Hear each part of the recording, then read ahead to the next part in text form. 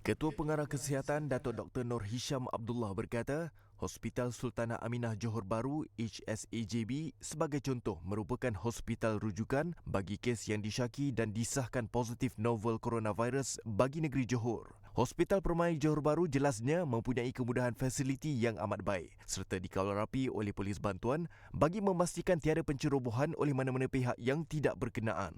Namun, sekiranya terdapat kes-kes yang kritikal dan memerlukan rawatan dan pemantauan rapi, satu wad isolasi khas telah pun dikenal pasti untuk digunakan di HSAJB.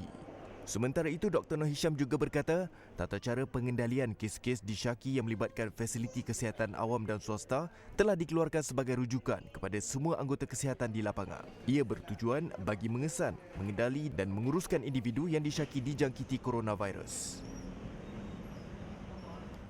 Presiden Persatuan Pakar Perubatan Kesihatan Awam Malaysia Datuk Dr. Zainal Arifin Omar berkata, masyarakat perlu meletakkan keyakinan terhadap keupayaan Kementerian Kesihatan dan kerajaan yang sedang bertungkus lumus memberi perlindungan yang terbaik kepada rakyat daripada ancaman coronavirus. Berdasarkan pengalamannya di bahagian kawalan penyakit, jelas langkah-langkah yang diambil KKM ketika ini untuk menangani penularan mencerminkan kematangan kerajaan dalam menangani isu itu.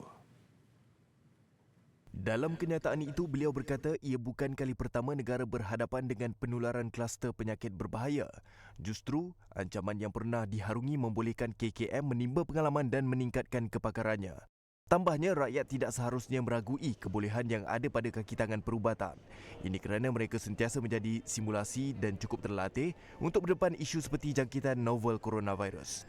Tegas Datuk Dr. Zainal, setiap keputusan yang dilakukan kerajaan berdasarkan nasihat daripada panel penilaian profesional dalam bidang perubatan. Apa yang berlaku ketika ini jelasnya terlalu ramai yang mempolitikkan isu terbabit.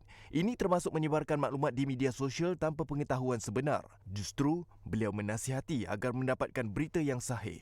Ketika ini Malaysia berada di tangga ke-18 Indeks Keselamatan Kesihatan Global GHS 2019 daripada 100 bidang kemampuan baik dalam mencegah, mengesan dan bertindak terhadap penularan penyakit berjangkit. GHS menilai persediaan dalam menghadapi risiko yang memberi kesan besar dan bencana biologi global. Penularan kluster 2019 novel coronavirus bukanlah satu-satunya perkara yang menjadikan Kementerian Kesihatan sibuk ketika ini.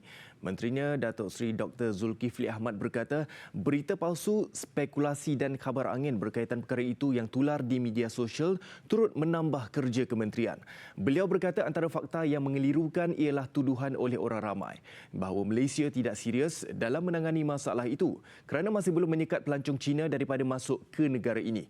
Tegasnya, Malaysia mematuhi IHR 2005, Peraturan Kesihatan Antarabangsa. Justru itu, sebarang tindakan hanya boleh diambil berdasarkan syur Pertubuhan Kesihatan Sedunia WHO dan kecemasan kesihatan awam dengan kebimbangan antarabangsa PHEIC. Datuk Seri Dr. Zulkifli berkata demikian selepas melakukan lawatan kerja di lapangan terbang antarabangsa Kuala Lumpur KLIA dan lapangan terbang antarabangsa Kuala Lumpur 2 KLIA 2 di Sepang, Selangor semalam.